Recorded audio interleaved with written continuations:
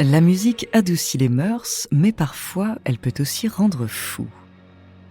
Si vous avez déjà essayé de faire de la musique en passant votre doigt sur le bord d'un verre, il est fort probable que le son produit vous ait soit enchanté, soit crispé. C'est exactement ce qu'il s'est passé au XVIIIe siècle autour d'un tout nouvel instrument. Après avoir séduit les plus grands artistes de l'époque, il a été accusé de rendre fous ceux et celles qui en jouaient et en écoutaient. Son nom, l'harmonica de verre.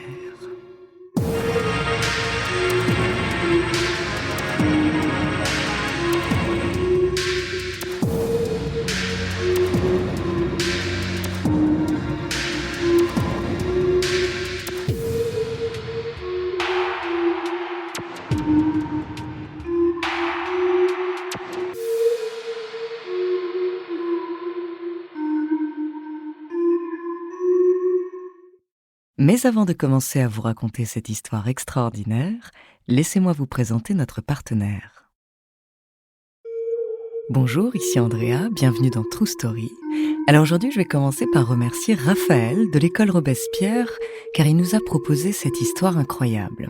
Alors si vous êtes comme moi fan d'histoires mystérieuses autour de la musique, je vous conseille d'écouter nos autres épisodes de True Story autour du même thème, notamment celui autour de Ziryab, le musicien le plus influent de l'histoire, Robert Johnson, le bluesman qui a vendu son âme au diable, et Amen Breck, le sample le plus utilisé de l'histoire.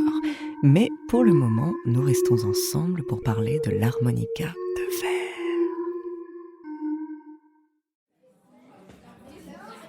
L'idée de l'harmonica de verre est née dans une auberge. Nous sommes en 1760. Benjamin Franklin, le célèbre inventeur et homme politique américain, séjourne alors en Angleterre.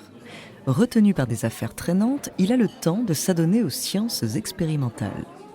Inspiré par un musicien qu'il a vu jouer sur des verres dans l'auberge où il dînait, il songe à en faire un instrument de musique plus pratique et plus compact. Il dessine donc sa prochaine invention. Il travaille ensuite avec un souffleur de verre et avec lui, il fabrique un magnifique instrument. Dans un étui en bois élevé sur 4 pieds, des bols en verre sont fixés à l'horizontale sur un axe en fer. Et grâce à une pédale, les bols tournent sur l'axe. Il ne reste plus à celui qui veut en jouer qu'à mouiller ses doigts et les laisser glisser sur le verre pour produire un son. Franklin lui donne le nom d'harmonica, sans H comme en italien, en hommage à un de ses amis, mais l'instrument sera aussi popularisé sous le nom de glass harmonica. Il va très vite rencontrer un succès retentissant, d'abord en Angleterre. C'est Marianne Davies, une musicienne anglaise qui va donner le premier concert d'harmonica en public en 1762. Le public est suspendu devant ce nouvel instrument très intrigant. L'artiste s'installe sur sa chaise, devant l'harmonica, puis trempe le bout de ses doigts dans une petite coupelle d'eau. Elle actionne ensuite la pédale qui entraîne l'axe. Les 37 bols en verre commencent à tourner devant elle. Elle approche délicatement ses mains et l'harmonica se met à chanter. Un son cristallin s'élève alors. Les critiques sont enthousiastes. Ils vantent les notes douces et suaves de l'instrument, ses sonorités célestes. L'un d'eux écrit même « On dirait un chérubin dans une boîte ». Le son de l'harmonica se fait très vite entendre au-delà du Royaume-Uni. Marianne Davies et sa sœur chanteuse partent en tournée dans toute l'Europe. Partout, on entend parler de ce nouvel instrument et bien sûr, tout le monde veut l'entendre.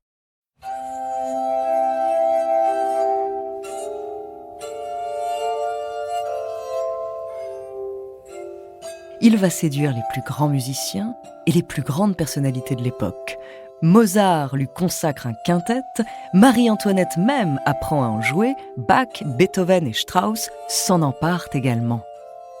Le grand docteur viennois Mesmer, lui, s'en sert pour détendre ses patients avant de les soigner grâce à sa nouvelle méthode, l'hypnose.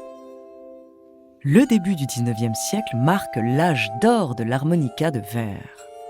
Pourtant, il ne faut pas attendre plus tard que les années 1830 pour que sa réputation se ternisse. Mais qu'est-ce qui a fait que tout a basculé d'un seul coup ? D'abord, ces sonorités douces, qui s'accordent parfaitement avec le mouvement romantique, commencent comme lui à tomber en désuétude. Mais l'instrument de verre est surtout accusé d'autres maux. Depuis le début du siècle, des médecins tiennent à mettre en garde les auditeurs. Le son de l'harmonica peut avoir des effets nocifs sur l'humeur. Dans le journal d'un musicologue, on peut lire cette mise en garde. L'harmonica stimule excessivement les nerfs, plonge le joueur dans une dépression lancinante et donc dans une humeur sombre et mélancolique. C'est une méthode susceptible de mener à une lente auto-annihilation. Si vous souffrez d'un trouble nerveux, si vous n'êtes pas encore malade, si vous ressentez de la mélancolie, vous ne devriez pas en jouer ou jouer de morceaux trop exaltants.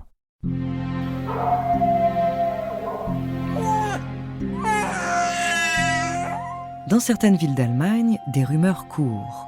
On raconte que les sons de l'instrument de verre font hurler les animaux.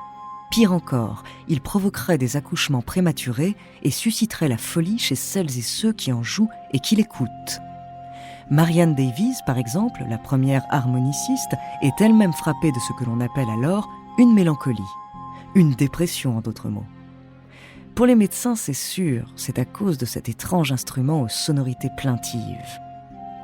D'autres musiciens sont effectivement touchés par la folie après avoir joué de l'harmonica ou souffrent de maux de tête, leur santé faiblit.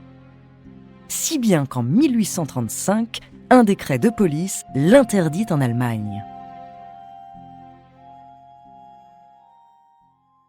Pourtant, on découvrira plus tard que si l'instrument a pu avoir un rôle dans ces maladies, ce n'était pas à cause de ses sonorités. Ce serait en fait à cause du plomb présent dans la peinture, utilisé pour marquer les vers.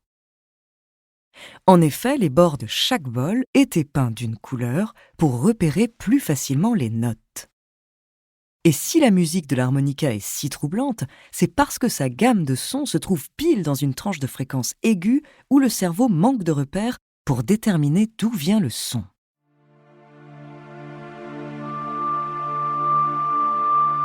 Mais ces éclaircissements arrivent trop tard. L'harmonica n'est pas adapté pour les grandes salles où jouent désormais de grands orchestres avec cordes et percussions. Il est définitivement démodé. Malgré les 400 pièces composées pour lui et les 2000 instruments fabriqués, à partir du 19e siècle, plus personne n'en joue. Le fait qu'il soit fait de verre, donc facilement cassable, n'a peut-être pas aidé non plus. Et c'est comme ça que l'harmonica disparaît complètement du paysage musical.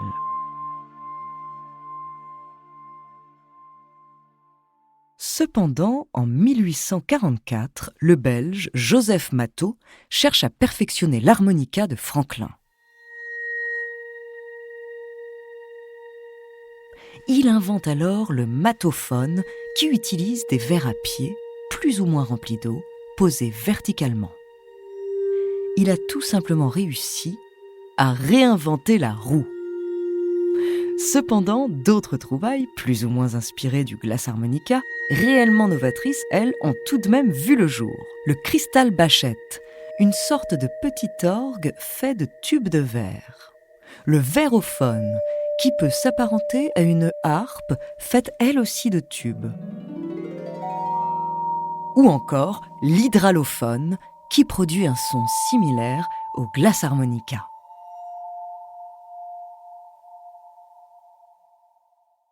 Mais ces inventions sont finalement assez récentes. Le retour des instruments en verre ne remonte qu'à nos années 1980. Et au cœur de ce renouveau, l'harmonica de Benjamin Franklin va lui aussi connaître une deuxième jeunesse. Gérard Fickenbeiner, un maître verrier et musicien, s'est attelé à reprendre la fabrication de cet instrument exceptionnel après l'avoir redécouvert. En 1990, l'orchestre Transparencies se lance avec la particularité d'utiliser une majorité d'instruments en verre, dont le glassharmonica évidemment, mais aussi le cristallophone, un vibraphone à lame en cristal, le séraphin, un jeu de verres musicaux, et des cloches en cristal. ce qui donne une magnifique scène remplie d'instruments cristallins aux sons riches et troublants.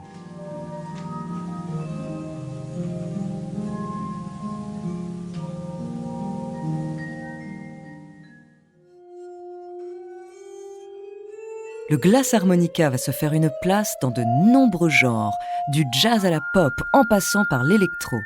Il a la formidable capacité de produire une grande variété de sons tout en se mariant harmonieusement avec tout autre instrument.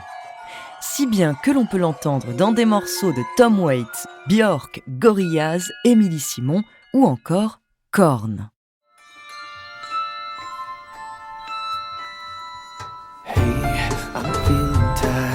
My time's come today.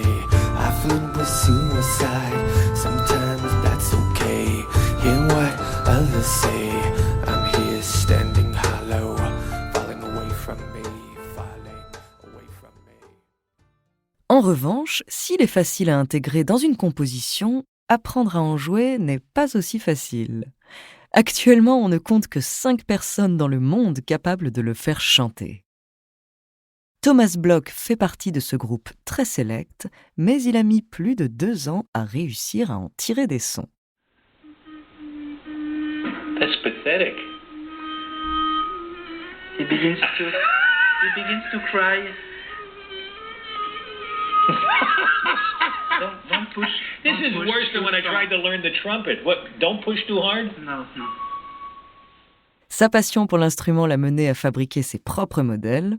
Il en possède aujourd'hui 2, que vous pouvez notamment entendre dans les bandes originales des films Amadeus, La Marche de l'Empereur et Blade Runner 2049. Alors, tout cela vous a donné envie d'essayer, mais vous hésitez à vous lancer. Voilà la réponse de Thomas Bloch. Si vous aimez faire la vaisselle, si vous aimez qu'on vous masse les doigts, si vous aimez les notes aiguës, l'harmonica de verre est pour vous.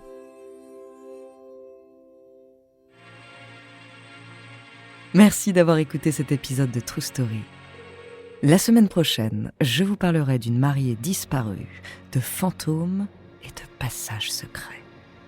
En attendant, comme Raphaël, n'hésitez pas à nous faire part d'histoires que vous aimeriez entendre sur votre plateforme d'écoute préférée ou alors via la page Instagram ou Twitter de Bababam.